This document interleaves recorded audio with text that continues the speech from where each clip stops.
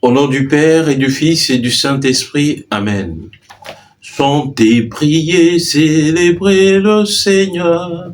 Dieu nous accueille, peuple du monde. Chantez, priez, célébrez son nom.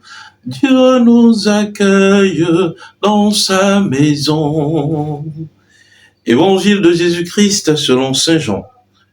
En ce temps-là, il y eut un mariage à Cana de Galilée. La mère de Jésus était là. Jésus aussi avait été invité au mariage avec ses disciples. Or, on manqua de vin.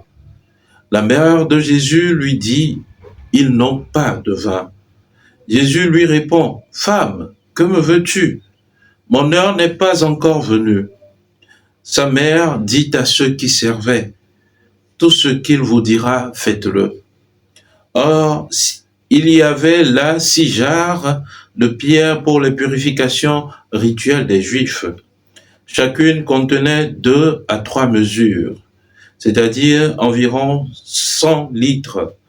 Jésus dit à ceux qui servaient, « Remplissez d'eau les jarres. » Et ils les remplirent jusqu'au bord. Il leur dit, « Maintenant, puisez et portez-en au maître du repas. » Ils lui emportèrent. Et celui-ci goûta l'eau changée en vin. Il ne savait pas d'où venait ce vin, mais ceux qui servaient le savaient bien, eux qui avaient puisé l'eau. Alors le maître du repas appelle le marié et lui dit, « Tout le monde sert le bon vin en premier, et lorsque les gens ont bien bu, on apporte le moins bon. Mais toi, tu as gardé le bon vin jusqu'à maintenant. » Tel fut le commencement des signes que Jésus accomplit. C'était à Cana de Galilée. Il manifesta sa gloire et ses disciples crurent en lui. Acclamons la parole de Dieu. Louange à toi, Seigneur Jésus. Bien-aimés de Dieu, paix et joie à vous. Nous débutons la 2e semaine du temps ordinaire. Et l'Église nous donne de méditer un récit bien connu de tous, les noces de Cana. Eh bien, chers frères et sœurs, seul l'évangéliste Jean nous raconte cet épisode de la vie de Jésus. C'est un propre de l'évangile de Saint Jean. Alors, Saint Jean place cet évangile au début de son livre, ce qui est d'une importance capitale. Car pour Saint Jean, nous voyons que cet évangile peut être compris comme véritablement le plan de mission de Jésus-Christ, notre Seigneur. Tout comme dans les autres évangiles, on voit Jésus à la synagogue de Nazareth donner son plan de mission. Saint Jean nous place le plan de mission de Jésus dans les noces de Cana. Alors, bien-aimé de Dieu, c'est toute une symbolique qui est illustrée à travers ce récit des noces de Cana. Dans le chapitre 2 de l'évangile de Saint Jean, le récit des noces de Cana commence avec l'expression « Or, le 3e jour, il y eut des noces à Cana de Galilée ». Et cette évocation du 3e jour est assez frappante déjà. Donc, cette évocation du 3e jour renvoie directement à la résurrection de notre Seigneur Jésus-Christ. Oui, les noces de Cana sont une anticipation du mystère pascal dans le livre de Saint Jean. Et notons aussi qu'en amont de ce récit, il y a eu une série de 4 jours qui montrent la prédication de Saint Jean-Baptiste, l'appel des premiers disciples et la rencontre de Jésus avec les premiers disciples. Et tout cela se déroule dans une série de 4 jours. Donc, en faisant les calculs 4 plus 3, on tombe sur le chiffre 7.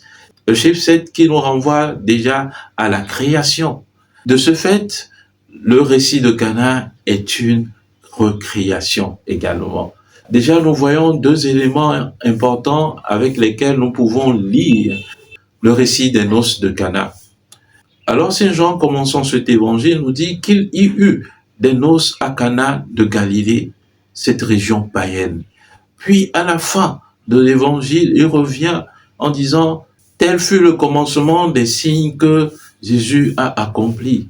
C'était à Cana de Galilée. Il précise encore, ce n'est pour rien. C'est vraiment pour nous montrer que Jésus, notre Seigneur, est venu pour les pécheurs, apporter la vie aux pécheurs. Puisque la Galilée est ce carrefour des païens, ce carrefour des religions. Mais Jésus est venu apporter sa vie à ces pécheurs-là. Alors, c'est pour cela, Jésus lui-même, à sa résurrection, il dit à Marie-Madeleine, va dire à mes frères qu'ils me trouveront en Galilée, c'est là qu'ils me verront. Alors, nous voyons bien évidemment que ce récit est une anticipation du mystère pascal. Et, continuant son récit, Saint Jean nous dit que la mère de Jésus était là. Puis, il dit que Jésus et ses disciples furent également invités. Ah oui, la mère de Jésus était aux noces, mais on ne précise pas, on n'a pas dit la mère de Jésus était invitée aux noces, mais la mère de Jésus était aux noces. Et pour Jésus, on dit Jésus et ses disciples étaient aussi invités. Et lorsque nous parcourons le reste du récit, jamais on ne fait mention des époux qui se marient, jamais on appelle leur nom. C'est seulement lorsque le maître du repas vient vers l'époux qui lui dit « Ah, tout le monde sert le bon vin en premier, mais toi tu as gardé le bon jusqu'à maintenant. » Oui, il y a tant de bizarreries dans cet évangile, mais nous devons les lire à travers les symboliques qui nous sont données petit à petit. Une autre bizarrerie du récit, c'est ce manque de vin à un mariage, à des noces. Alors la mère de Jésus vient dire à son fils qu'ils n'ont pas de vin. Et nous voyons combien est abondant le mot vin dans ce récit. Le vin, c'est d'abord le symbolisme de l'amour, c'est également le symbolisme de l'alliance nouvelle. Car à chaque Eucharistie, le prêtre, en prenant la coupe de vin, il dit « Prenez ceci est mon sang, le sang de l'alliance nouvelle et éternelle, qui sera versé pour vous et pour la multitude en rémission des péchés. » Alors le vin symbolise véritablement la nouvelle alliance dans laquelle nous sommes aujourd'hui. Et cette alliance, la mère de Jésus, lorsqu'elle vient dire à Jésus qui n'ont plus le vin, Jésus lui dit « Femme, que me veux-tu? Mon heure n'est pas encore venue. » Et à Marie de répondre à ses disciples « Faites tout ce qu'il vous dira. » Cette expression pour les Juifs peut véritablement vite se faire comprendre car elle nous renvoie à l'alliance au mont Sinaï. Lorsque Moïse est revenu de la part du Seigneur, tout le peuple entier a crié « Tout ce que l'Éternel a dit, nous le ferons. » Lorsque Saint Jean place cette phrase sur les lèvres de Marie, c'est que Saint Jean permet à Marie d'introduire le chrétien, le lecteur, dans la nouvelle alliance. Ah, cette phrase est placée là, à juste titre, pour nous pousser, pour nous faire signe que, à partir de maintenant, va s'écrire la nouvelle alliance. Et c'est véritablement cette alliance qui s'établit dans les noces de Cana. Voilà pourquoi Jésus parle de son heure qui n'est pas encore venue, l'heure de sa glorification, mais surtout l'heure de sa mort sur la croix. Car c'est dans sa mort, c'est dans son sang qu'a été établie la nouvelle alliance. Alors, je le redis, ce texte nous ouvre les portes sur la nouvelle alliance que vient conclure notre Seigneur Jésus-Christ. Alors, le texte évangélique poursuit en disant qu'il y avait là 6 jarres de pierre destinées à la purification rituelle des Juifs. Et Jésus se sert de ces 6 jarres pour accomplir le miracle de Cana. Saint Jean, en rédigeant ce texte, met véritablement des mots qui nous permettent de retrouver le but premier de ce texte. Saint Jean parle des 6 jarres. D'abord, le chiffre 6, c'est le chiffre de l'imperfection. Ces 6 jarres sont destinés à la purification rituelle des Juifs. Et la purification rituelle nous renvoie à la loi de Moïse. Nous voyons bien qu'après, dans un des évangiles, on reproche aux disciples de Jésus de ne pas se laver les mains avant de passer à table, comme l'indiquait la loi juive. Alors Saint Jean place véritablement ces mots, ces expressions-là pour nous faire comprendre que la loi sur laquelle étaient les Juifs avant l'avènement de Jésus n'était pas complète. Le chiffre 6, le chiffre de l'imperfection, alors il fallait travailler pour arriver à la perfection en Jésus. Et certains commentateurs de cet évangile nous disent que Jésus lui-même est cette septième jarre qu'il faut à Cana. Le chiffre 7 est le chiffre de la perfection. Donc il fallait passer de cette loi juive à la nouvelle alliance en Jésus. Voilà pourquoi Jésus lui-même le dit plus tard dans l'évangile, que je ne suis pas venu abolir la loi, mais je suis venu l'accomplir. Jésus n'a pas balayé de la main les 6 jarres de pierre, mais il les a utilisés pour transformer l'eau qu'elle contenait en du vin. Alors, chers frères et chères sœurs, nous comprenons véritablement que nous sommes en présence d'un texte qui nous introduit dans la nouvelle alliance conclue en la personne de Jésus-Christ, lui qui est le personnage central de ce récit. Puis il leur demande de puiser cette eau et de l'envoyer au maître du repas. Et le texte précise que le maître du repas goûta l'eau changée en vin. Et il ne savait pas d'où venait ce vin. Mais les serviteurs, eux, ils savaient parce que c'est eux qui avaient puisé cette eau. Saint Jean place véritablement les mots qu'il faut et comment il le faut.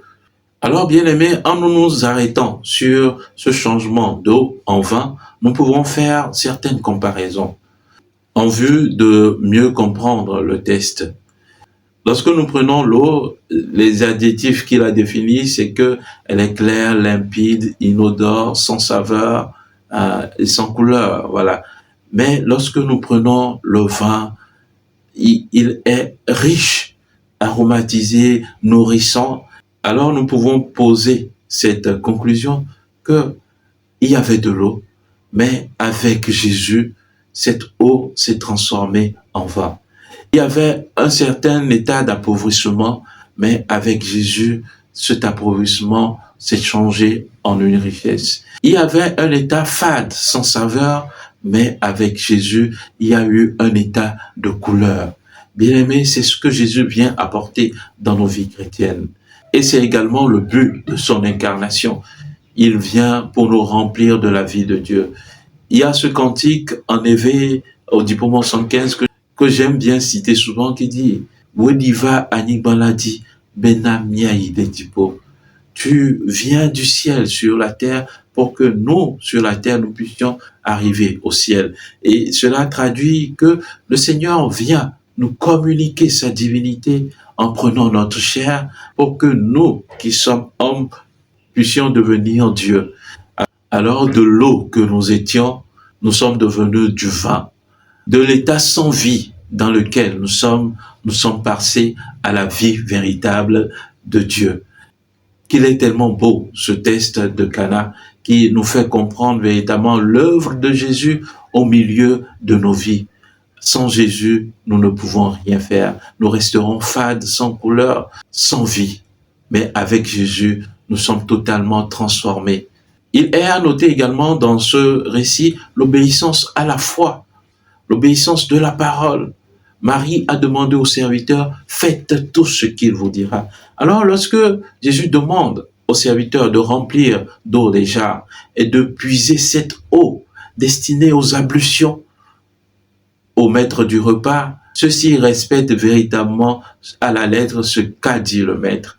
Et c'est cela le serviteur. Le serviteur, c'est celui qui écoute la parole de son maître, la volonté de son maître et la met en pratique. C'est ce qui fait de nous des enfants de Dieu. Et Jésus le dit plus tard dans les évangiles que ma mère, mes frères, mes sœurs sont ceux qui écoutent la parole de Dieu et la mettent en pratique. Chers frères, chères sœurs, aujourd'hui, quelle place je donne à l'obéissance à la parole de Dieu? La parole de Dieu ne m'est pas donnée simplement pour me dire que Jésus va faire ceci pour moi, va faire ça pour moi, mais c'est pour que je puisse la respecter en totalité également. Alors, ces disciples, sans calcul, ont obéi à cette parole qui leur a été donnée par Jésus-Christ, le Maître. Alors pour moi, chrétien, aujourd'hui, je peux me demander si véritablement je donne du prix à cette parole, si je m'évertue à la mettre en pratique, si je m'évertue à la garder dans mon cœur et à la mettre en pratique. C'est cela, faire la volonté du Père. Nous sommes des serviteurs, nous sommes des enfants de Dieu, et combien plus nous devons écouter la voix de notre Père et la mettre en pratique. Faire la volonté de notre Père. Et dans la finale de l'évangile, Saint Jean nous dit, tel fut le commencement des signes que Jésus accomplit, et c'était à Cana de Galilée.